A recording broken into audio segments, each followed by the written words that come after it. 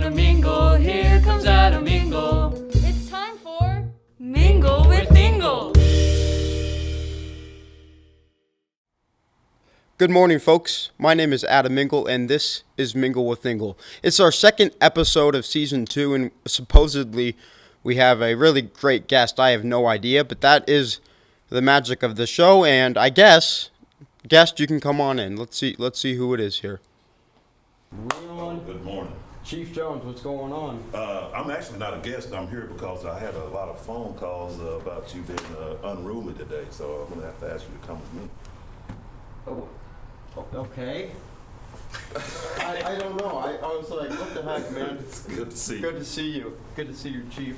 Take a seat. Ooh. Whoa. Hope I didn't get that on camera. It is, but that's all right.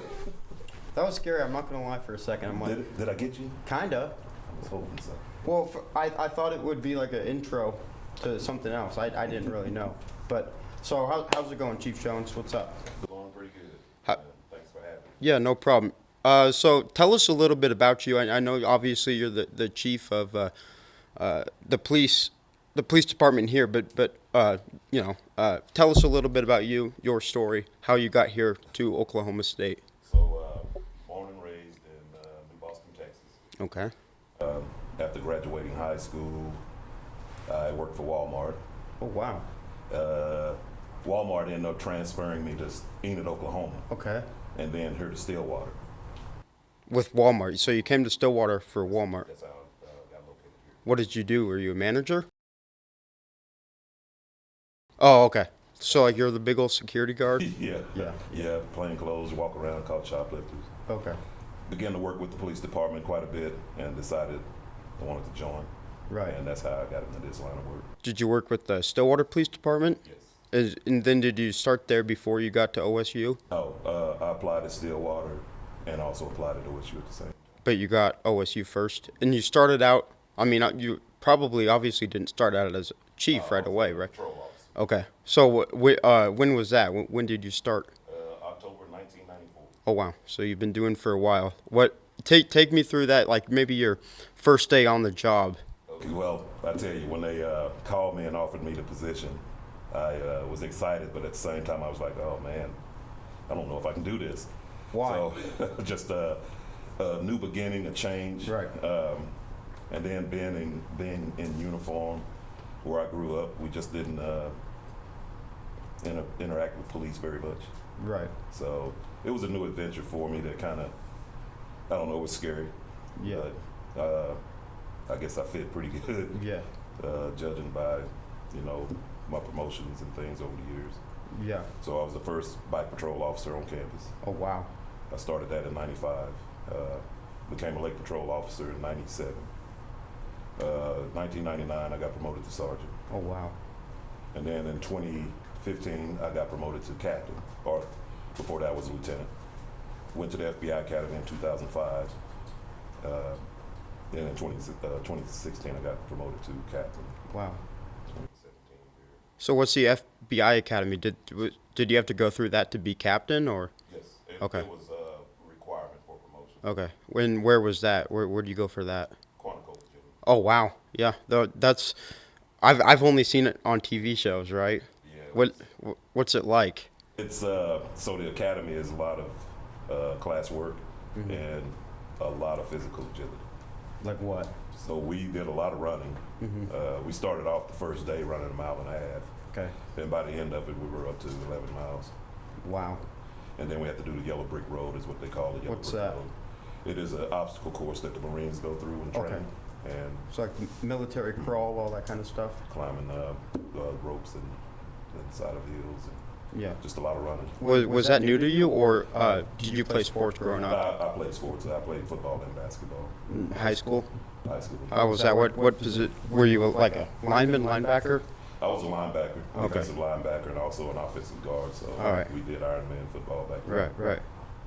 And so, I'm trying to think. So, you get your FBI, I guess certificate. You come back here. Was that promotion immediate? No. No. I was still in school too, trying to get my master's degree at the same time. So It took about 3 years after that before I got promoted. What was your master's program? That started off here in not criminal justice, but sociology here Sociology. at OSU. And when I went to the FBI Academy, I switched to online so I could keep going. Okay. And so I switched over to criminal justice. It was a bachelor's. I had the associates, the bachelor's, and then the master's in applied sciences. Emphasis. Here? No, through Kaplan University at that time. Okay. Now I know you're a chief. Do you do any do you do any like adjunct teaching of any sorts? Well, this is good, Jazz. I do a lot of presentations all over. Okay.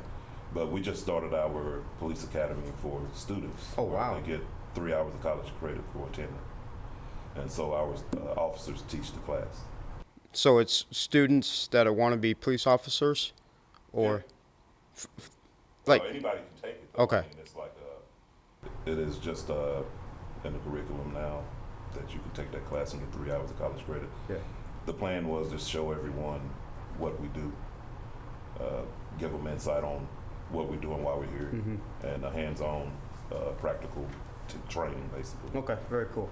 So you've obviously been here since 1994. You've probably seen a lot of crazy things. Tell me one of the craziest OSU police stories you've ever witnessed. The craziest OSU police story? Yeah, Oh, man. a few of them, or just one. Shoot, there's so many. Every day is an adventure working at OSU. Wow, you have to give me a little time to come up with one. All right. Okay. What about one in your first few years? Can you think of that? And it's just so, I mean, everything has been kind of like a blur. I mean, Right. It's been a long time, but it still feels like yesterday to me. So every day that I had the opportunity to work in the field has just been a blessing. Right. And although there's some like crazy stories, some were just pretty serious. Right. Just not sure what's funny to us in law Right. enforcement in a lot of ways. It's Okay. not really funny to Right. Well, this is a college campus, so I'm going to say, what have you seen? Maybe a story that kind of exemplifies college, just kind of college shenanigans, something like that. Well, I guess one of my first cases, well, it wasn't a case, but Theta Pond. Right. They used to do when they used to jump in Theta Pond all the time. And if you've seen Theta Pond, it's not really very clean. Right. And so I'm driving down the road in a patrol car, and all of a sudden a bunch of kids run through in front of my car and go jump in the Theta Pond. Just like And dive in it. Yeah, and so I'm new. I don't know if that's illegal. I don't know if we prohibit that or not. But I stop the car, turn the lights on, and I get out and I try to contact the whole group. And about 15 of them took off running from me, so I just grabbed the one that I can get my hands on and ended up getting everybody's information. But it wasn't against the law for them to jump in the lake. But I think I scared the kid pretty bad when I Yeah. made contact with it. Right. Jump in the lake. No, that's crazy. So I know you do a lot of work here on campus, but you also travel with the athletics team. Do you do football too? I know you do basketball. Well, I started with football Okay. in 95 when I first started here, and then I switched over to basketball 2000. It was when Marcus Smart was here. Okay. And so tell me about your job with the basketball team. You travel, are you just like their main kind of security guy, or? Yeah, it's kind of evolved over the years. We started off as liaisons for the other departments we go to. Like Right. if we go to Baylor, I'd meet up with the officers there, and if they have any problems with anybody on our team or any fans, they can come to us. Sure. Because we know we know all the players, and for the most part, the fans. So that's what it started off as. When I went to the Big 12 tournament, when Marcus Smart was here, he had quite the following. So Right. when they go to practice or they go to eat, when he get off the bus, there was a line of people out waiting for him. Just so for like to sign autographs? Okay. And they're kind of on a strict schedule. So if he couldn't get from one place to the other without people bothering him, making him late and stuff like that. Right. So that's what I was there for. Okay. And then it became kind of stand up at night to keep people from sneaking up to the floor trying to find the rooms and knocking on doors. and There's stuff. people that would try to do that, really. So the job kind of evolved into what I call Hall Watch Jones. Hall Watch Jones. Yeah. That's funny. So I stay up late and just make sure the guys got all the rest and everything, and try to keep them out of trouble and keep them from sneaking people in or sneaking people out, stuff like that. Are you actually out in the hotel walking around the halls? Just back and forth, back and forth? Yeah, I do stuff to keep myself busy. Like what? A lot of music. And, Okay. yeah. What kind of music do you like to listen to? Well, my favorite is jazz, but I Okay. do all kinds. That's good. Not the old style jazz, it's contemporary jazz. Yeah. No, that's awesome. So that's not just at the Big 12. You're not just Hall Watch Jones at the Big 12 tournament. Is it at every road game? Well, yeah, evolved to every game now. So Okay. whenever we travel, I go with them. Thanks to Coach, because it's a hell of a privilege to be able to be behind the scenes on things like that. So.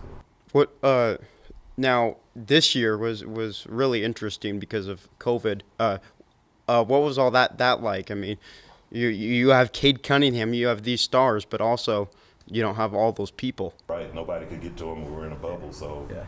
I just thank Coach for taking me along, because really, I didn't really know. I wasn't busy. It was kind of like a thank you trip, I guess. I'm not sure. Right. Yeah, we were inside the bubble, so nobody could get to them, Mm-hmm. which made it easier on me. But Yeah. I enjoyed the trips. What's the farthest? I'm trying to think. What's the farthest you've traveled with the team? Went to Europe. Really? When was that? 2017. Just for like off season or? They have every so often they get to travel to a different country to play So other teams. what country? We went to Italy. We went to Rome and Okay. Venice. So it was a whole tour. Yeah, we were there for almost 2 weeks, and they got to play different teams. Right. Like pro teams, semi-pro. Okay. What was that like seeing the guys, seeing the different culture? Have you ever been to Italy before? No. Was that your first time in Europe? How was it? It was actually pretty cool. Yeah. Watching movies and seeing all the scenery on TV and then through the movies, it's very cool to get to be there in person and get to visit with the different people around and stuff. It was just a lot of fun. How was the food? Excellent. I tried all kinds of different stuff. What was your favorite? I do a lot of seafood, Okay. so anything that had to do with like fish or shrimp or anything like that. Right. Yeah. And this year, I'm looking at the schools. Y'all are going to like Connecticut, Fort Worth. Are you excited to go to Connecticut? That's kind of a far trip. Yeah. I mean, like I say, each one of those trips that the coach allowed me to go on is Right. I love it. So Right. just to get a chance to get around everybody, get to know people. Mhm. I like interacting with a lot of people. What? Okay, I guess we'll continue. I was caught off guard. What? You can ask him. I can ask him. Yeah, about his record. Yeah. What about your record? I think it's pretty clean. What? What do you mean? Huh? What do you mean? So I pull your sheet before I come over here.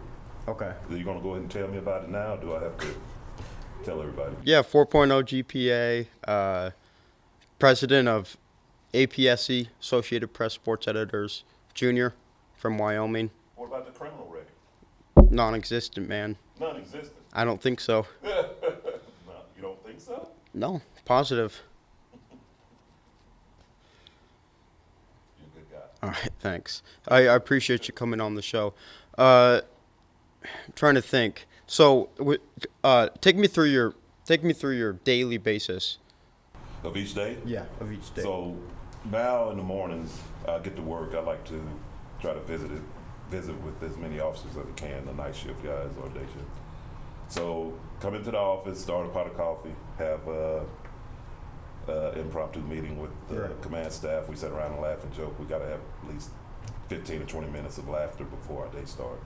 It's just that's just because of your job. Yeah, because just it to can get be the so. day started. You Yeah. know, like to have a lot of fun. Right. And then from there, it just depends. A lot of Zoom meetings, emails, and every now and then I, dress up in uniform and want to go out and patrol with some of the officers. Mm-hmm. Do you patrol often now? No, Probably not as much as you used to. do a lot of administrative work. Okay. And so when you say Zoom meetings, is that just with other police officers, other departments? Other departments, a lot of departments on campus. I belong to several committees. And then also just working with other departments on campus to make sure we're providing the services that they want and need. All right, I've got a question for you. It's not very often we get a police officer, even a police chief, on the show. So show me your arrest technique. Is that something you can do for me? I hadn't done one in a while. Okay, well. I mean, arrest technique. That's changed How over do the you years do it? quite Yeah. a bit. So yeah, if I was to need to arrest you, Right. hopefully you would go cooperative. Right. But if you don't, I'll do the arm bar on you. I Okay. do a technique where I would twist your arm. And Do you want to try you it? want me to show you? Yeah. We can do it. If you want. Okay, we can try this. Just for the sake of Just showing you. entertainment, yeah. All right, how are we gonna do this? All right. So I'm gonna. So, you know you're under arrest, right? Yes, sir. And you're going to cooperate. Yes, sir. Well, in this case, you're not. Okay. So if you don't want to cooperate, I'll Right. grab your arm. Okay. Technique. And that's how I would do it. I get my cuffs if I had them with me. Oh, you don't? Yes. You don't have them with you? I don't have them with Okay. me. But the technique used, a lot of times it's just a pain compliance. Right. Just Twist the arm and Okay. get you from Yeah. off balance, That. control technique, and the handcuff. If that don't work, I'll tackle you. Right. Okay. I'm joking. No, I know. Yeah, you're not gonna tackle me, but. I was hoping that you'd take off running and I'd have checked. Right. How much kind of physical work do y'all do in terms of like classes, training with self-defense, or all that technique kind of stuff? Each year officers have to go get at least 25 hours of education through CLEAT. And CLEAT is the Council on Law Enforcement Education and Training. Okay. They require us to do 25 hours a year. I would like for the officers to get as many as they can. Right. And then also staying in shape and I don't look like it now, but staying in shape and running and all that good stuff keeps the mind straight. So what are give me an example of some of the classes. Are some of them just are some of them like martial arts, mixed martial arts almost? Yeah, we do self-defense classes. Okay. And when they teach us how to take down suspects if needed, we have to do refresher courses on that as well. Do you guys ever take any lessons from Coach Smith? No, no. Me and Coach Smith pretty good friends. Yeah, right. He'd probably take me out Just that, probably. just by looking at me. Yeah. just the power of his. Right. Yeah. I remember last week. I think it was against Tulsa, 9/11 game. You guys were honored. You were being the captain. Was that the first time you were in the middle of the whole stadium, kind of doing something like that with less? Yeah, it was. Was it scary? I I mean, was a little nervous. I was a little nervous, but also honored that I was able. Yeah. I mean, that was pretty cool. is that something did you guys have to rehearse that? We did a walkthrough the day before. Okay. But that day when we went out there, I told the fire chief that I'm a little extra, so I'm gonna try to get the crowd into it. Yeah, I remember you had the sunglasses on. You were trying to, I forget it. What were you trying to do? I forget exactly what you said. I just said, "What's up, Cowboy fans?" Yeah. And then, "Are It was you loud. ready?" Yeah. And then Terry, the fire chief, he said, "Let's ride." Right. And then we counted it off, and then so much fun. Yeah, that's awesome. So going back to your roots in Texas, you said New Boston. Tell me about that town. What was it like growing up? So it's a small town, 4,628 people. Okay. It was. I had a lot of fun growing up. I had a great childhood. A lot of friends growing up, playing sports. It was just a good time. I